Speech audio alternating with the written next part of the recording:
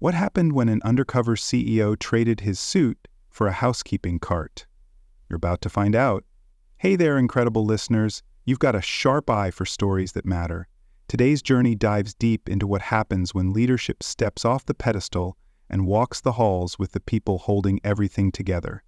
It's raw, it's real, and it just might change how you see the word respect. You ready for a story about truth, accountability, and the courage to listen? This one's for you. Let's get into it.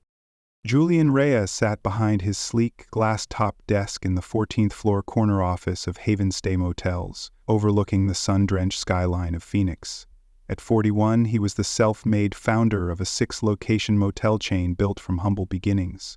2 shabby roadside inns bought from a retiring couple over a decade ago.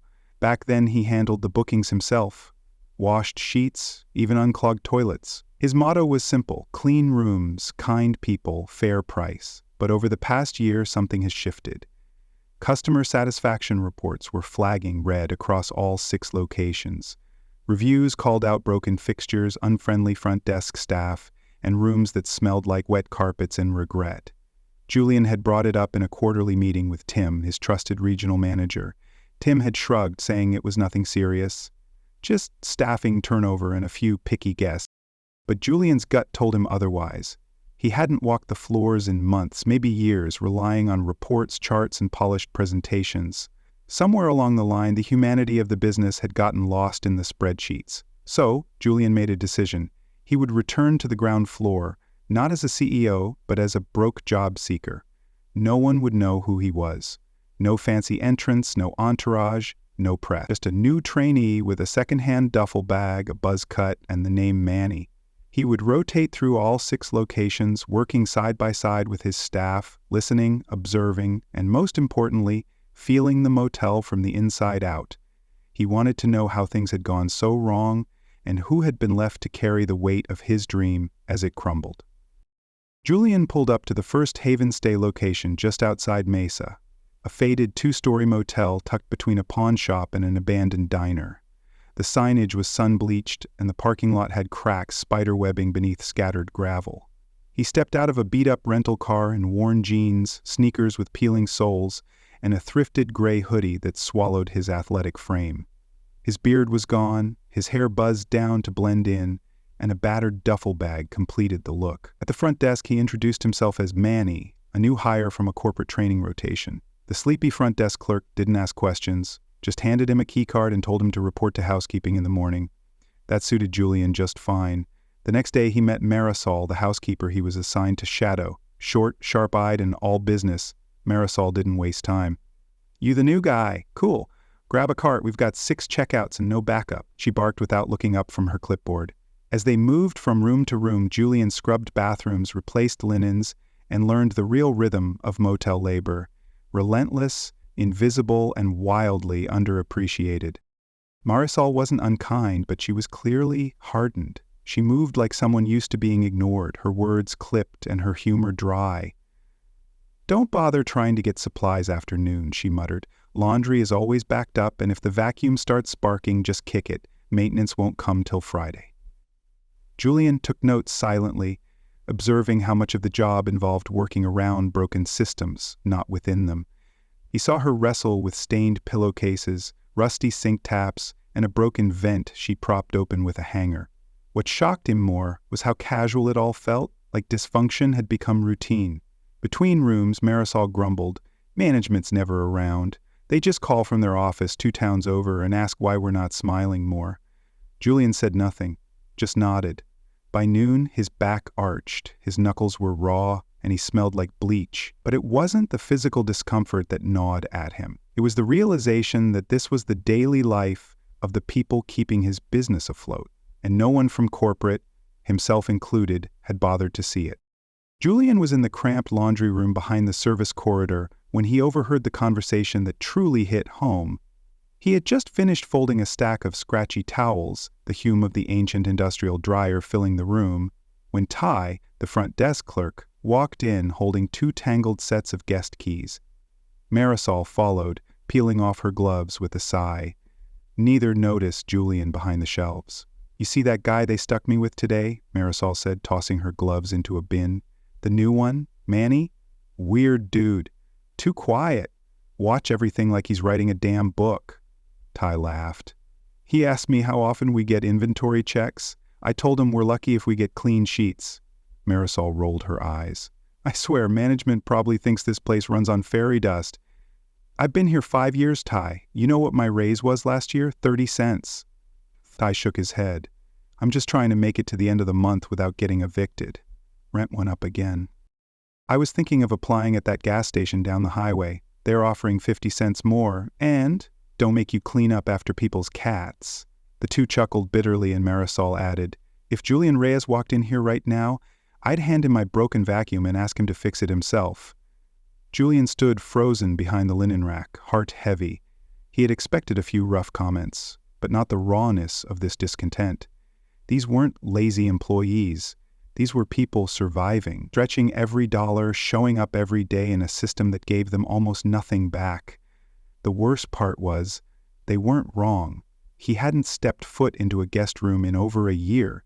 He'd relied on filtered updates, district summaries, and glossy numbers, but in this moment, hidden from view, he saw the cost of his distance. Their laughter wasn't joy, it was armor. As Ty and Marisol left the room, still joking about quitting to become baristas, Julian sat down on an overturned supply bucket, towel in hand, and felt something shift inside him. This wasn't just about cleaning up his brand. It was about reclaiming his company's soul. Over the next week, Julian moved quietly from one Haven Stay location to the next, each visit reinforcing the same troubling patterns. At Motel 2, tucked beside a highway overpass, he worked night shift housekeeping. The lone night clerk barely acknowledged him as Julian hauled overflowing trash bags down dim hallways and vacuumed rooms still carrying the scent of fast food and cheap cologne. The manager, when he showed up, spent more time on his Bluetooth than on the floor. At Motel 3, Julian posed as a utility cleaner, shadowing Carlos, a veteran maintenance worker with grease-stained hands and a tired gait. Carlos showed him a broken pipe that had leaked for months and laughed when Julian asked if it had been reported. Reported? Sure. Responding to? Different story. At Motel 4, he met Imani, a calm and composed senior housekeeper who took immense pride in her work. She was methodical, efficient, and still kind. When Julian offered to mop a floor she'd just swept, she gave a small smile and said, "Appreciate it, but I've got it. Habit." Over break, she confessed, "I used to love this job. I felt seen. But lately I feel like I'm invisible until something goes wrong." Her words echoed long after Julian left that day. The shared spaces of these motels told their own story. Vacuum cords patched with duct tape, ancient vending machines that ate dollars without refunding snacks, laundry rooms that smelled of mildew and disappointment. By the time he reached Motel 5, the symptoms were impossible to ignore. Short staffing, overworked employees, neglected infrastructure, and absent leadership. The blame didn't rest on the staff. They were holding the place together with grit and routine. The failure was systemic. Every location had people trying to care, but their efforts were buried under layers of neglect and corporate indifference. Julian realized that his motel chain didn't have a staffing problem, it had a trust problem, a culture problem, one that had grown silently while he'd been focused on spreadsheets and strategic growth. As he packed his bag after one final late shift, Julian didn't just feel tired, he felt responsible. These weren't isolated issues. This was the rot beneath the paint, and unless he acted, everything he'd built would collapse under the weight of its own silence. Julian arrived at Motel 6, the flagship location nestled between a bustling bus terminal and a trendy brunch cafe in downtown Phoenix. It was the largest, busiest, and supposedly best-run property in the chain, a place he'd once proudly cut the ribbon for at its grand opening. But as he slipped through the employee entrance dressed once again as Manny, the new trainee, he quickly realized appearances were deceiving. The lobby looked polished, but behind the scenes was another story. Overstuffed linen closets, inconsistent shift schedules, and a staff stretched far too thin. What hit him harder than the chaos, though, was the voices he recognized. Marisol, sharp as ever, walked past him pushing a cleaning cart and muttered, "Guess who's stuck training another newbie?" Julian froze. Her red bandana was unmistakable. At the front desk, Ty stood behind the counter, half listening to a customer while restocking keycards. "Hopefully this one's not as weird as the last guy," he said, nodding toward the hallway. "You remember Kyle? Kept asking all those questions like he was writing a secret report?" Marisol chuckled. "Yeah, total spy energy. Like someone sent him to bust us." Julian ducked his head, hiding a smile. He hadn't expected to see them again, let alone hear them talk about him. The moment was surreal, being the invisible man in a room full of familiar faces, watching people speak openly about the version of him they thought they'd never meet. But the real sting came later, in the break room.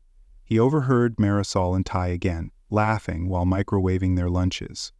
"If Julian Reyes walked through that door," Marisol said, "I'd ask him how the hell he expects anyone to survive on $13 an hour in this city." Ty added, "Bet he'd give some speech about valuing the team before driving off in his BMW." Their laughter was hollow, almost bitter. Julian stood quietly by the mop sink, out of sight, heart pounding. They didn't know he was there. But their words landed like punches, not because they were wrong, but because they were right. And at that moment, Julian knew. The undercover phase was over. It was time to stop listening from the shadows. It was time to step into the light and face the people who were holding up the walls of his company. The next morning, Julian stood in the alley behind Motel 6, the early sun casting long shadows on the concrete. He had called Naomi, his longtime director of operations, and asked her to meet him discreetly. When she arrived, dressed in her usual blazer and no-nonsense expression, she barely had time to ask, "What's going on?" before Julian simply said, "We're going in, and I'm doing the talking." They entered through the back service door, bypassing the lobby. The kitchen was already buzzing. Housekeepers prepping carts, front desk staff resetting drawers, maintenance checking light fixtures. Julian didn't wait for introductions. He stepped into the middle of the staff hallway, removed his hoodie, and placed it on a nearby counter. "Marisala," he called. She turned, confusion flickering across her face. "It's me, Julian Reyes." Her jaw dropped. Ty looked up from the register, stunned. Even Terrence, the general manager, stepped out of the office, frozen mid-paperwork. "You trained me last week," Julian continued, "when I went by Manny." The room fell into stunned silence. "I'm not here to fire anyone. I'm here to fix what I broke by stepping away too long." Terrence approached, his voice unsure. "Mr. Reyes." "I didn't know." "No titles today," Julian cut in. "We're not doing formalities, we're doing accountability." Ty raised his hand, cautiously. "Are we being let go?" Julian shook his head. "No, but starting today we're having honest conversations. Right here, no filters." He turned to Terrence. "Why is this location running like a dam about to burst?" Terrence hesitated. "We've been short-staffed for months. Overtime requests keep getting denied. People leave faster than we can train them." "Why wouldn't you escalate it?" "I did, twice. Through Tim." Naomi, standing beside Julian, made a quiet note. "I'll pull the email logs," she said. Julian turned back to Marisol.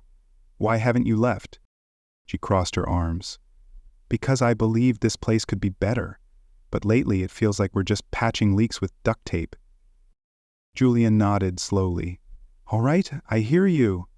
Everyone, take a break. Go grab water, sit down. I need 15 minutes with Terrence.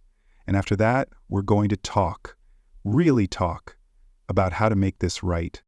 As the staff slowly filed out, still stunned, Julian looked around the space where exhaustion had replaced pride. He had been absent for too long, but now he was present, and nothing was going to stay the same. Once the staff had stepped away, Julian and Terrence remained in the prep kitchen, the fluorescent lights humming softly above them.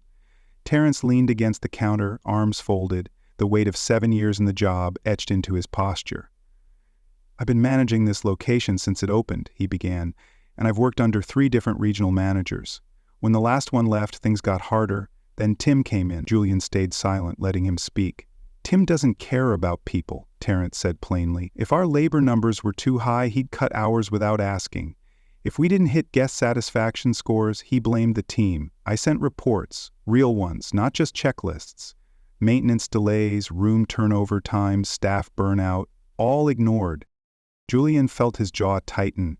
"Why didn't you come to me directly?" Terrence gave a bitter laugh. Honestly, I didn't think you'd listen.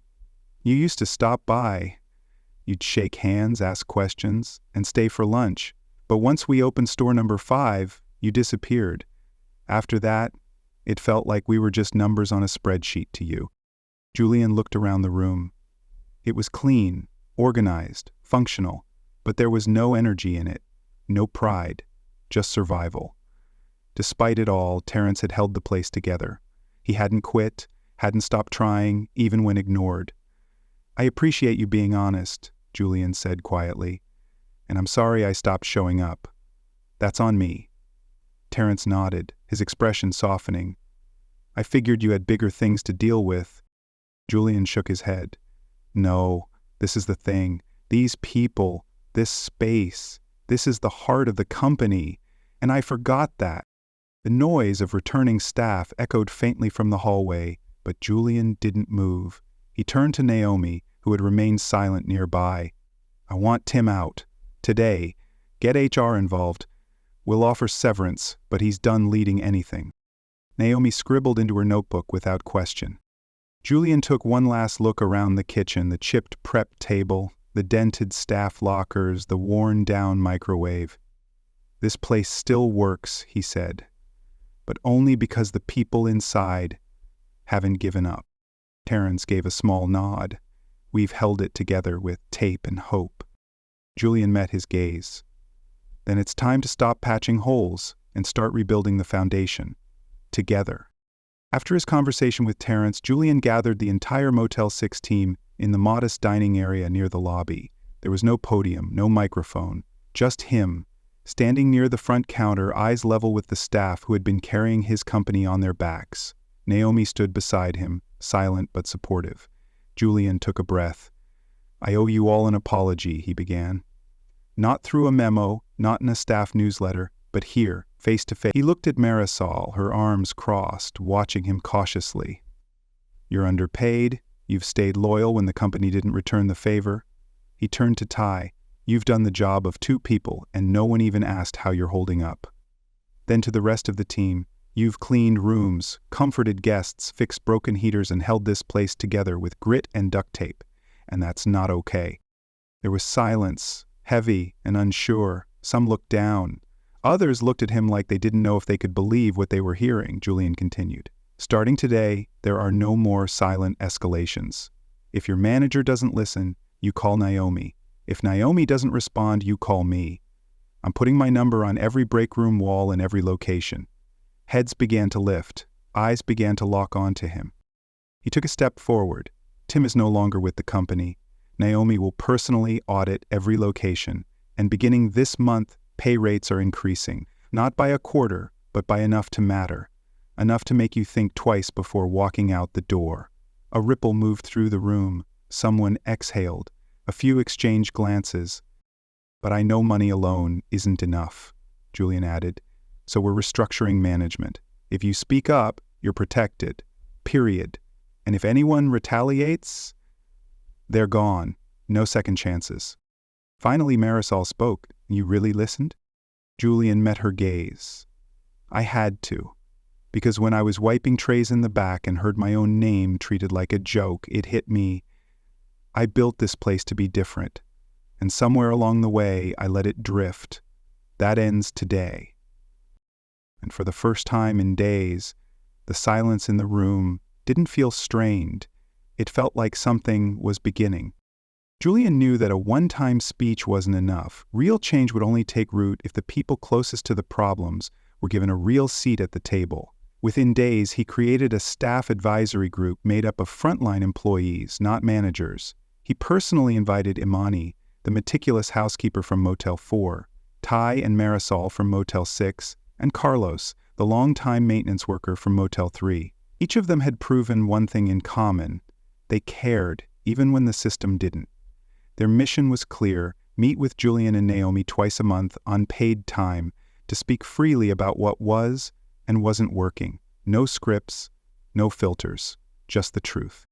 Their first meeting was held in the break room of a neutral location, around a folding table with a box of donuts and a whiteboard no one used. Julian sat with them, not across from them, but beside them. The mood was cautious but curious. Imani spoke first, sharing how newer hires often received no proper orientation and had to rely on rumors and guesswork to learn their duties. Carlos followed, explaining how repeated maintenance requests were ignored for months due to an outdated work order system that no one checked. Ty, hesitant at first, opened up about how stressful it was to handle late-night guest disputes without any on-site manager for support. Julian listened, he took notes, but more importantly, he asked questions, not defensive ones, but thoughtful ones. He didn't rush the process. At the end of the meeting, he thanked them and said, "This isn't a focus group, this is governance, and I want you to hold us accountable." Later that week, Julian visited the company's central laundry and supply facility for the first time in years. There he met Roy, a quiet man who had worked behind the scenes for almost a decade. Roy pointed to a handwritten note on the bulletin board. "Please don't leave pay stubs in the trash. Some of us don't want to be reminded."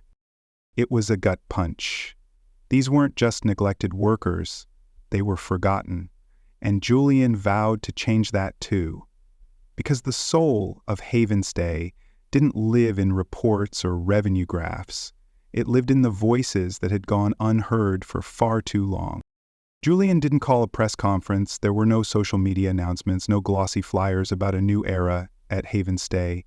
He didn't need applause, he needed accountability. Behind the scenes, real reform was underway. He reviewed every contract and slashed unnecessary vendor expenses, redirected that money toward essential repairs, better cleaning equipment and part-time health benefits, even if limited. For the first time in company history, store managers were quietly evaluated. Those who had stood up for their staff were retained and promoted. Those who had coasted or ignored complaints were offered lateral roles or shown the door. At Motel 6, Terrence stayed on, now empowered with more autonomy and direct access to operations. Marisol, once the most cynical voice in the break room, was promoted to training lead, designing onboarding programs for new housekeepers that prioritized respect and support over speed and silence. Imani joined the Internal Policy Board, working alongside HR and finance to review decisions that once would have been made in distant offices by people who never wore gloves or cleaned toilets. One morning, during a quiet check-in visit, Julian spotted a note taped beneath the staff schedule in Motel 4's back hallway. It read, "For once, it feels like someone upstairs finally showed up." He didn't sign it. He didn't take it down. He just read it and nodded to himself before grabbing a mop and helping clean the lobby floors. At the next leadership meeting, Julian made his expectations clear. "We are not a chain. We are a network of people trying to get rooms ready and customers welcomed without losing our humanity. If that sounds dramatic, you haven't spent the last 2 weeks in a uniform." One manager raised a hand. "What if, even with changes, people still leave?" Julian didn't hesitate. "Then they leave, but not because we failed to treat them like human beings." By the end of the month, turnover dropped by a third, guest satisfaction improved, and most telling of all, employees stayed after their shifts, not because they were told to, but because they finally wanted to. People who once felt invisible were being invited into decision rooms. Dana from Motel 5 and Louis, the sharp-tongued floor staffer, were introduced to the heads of HR and finance. "You're going to help us review every policy draft," Julian told them. "If it doesn't make sense to you, it doesn't happen." Dana stared at him and asked, "What if we say no?" He smiled. "Then we go back and fix it. That's how we build something that lasts." The core lesson of this story is that true leadership starts with presence, not position. Julian Reyes learned the hard way that spreadsheets and reports can't capture the daily struggles of the people keeping a company alive. By going undercover, he reconnected with the foundation of his business, the workers who scrub floors, greet guests, fix broken machines, and do it all with little recognition. The story reminds us that neglecting the human element in any organization breeds resentment, burnout, and decline. But when a leader listens with humility and acts with integrity, change becomes possible not just for the systems but for the culture. Julian didn't win back loyalty with slogans or raises alone. He earned it by showing up, asking hard questions, and putting power back in the hands of those who had none. The lesson is clear. People don't just want better pay. They want to be seen, heard, and respected. And when leadership stops hiding behind titles and starts working shoulder to shoulder with their team, that's when trust is rebuilt and transformation begins.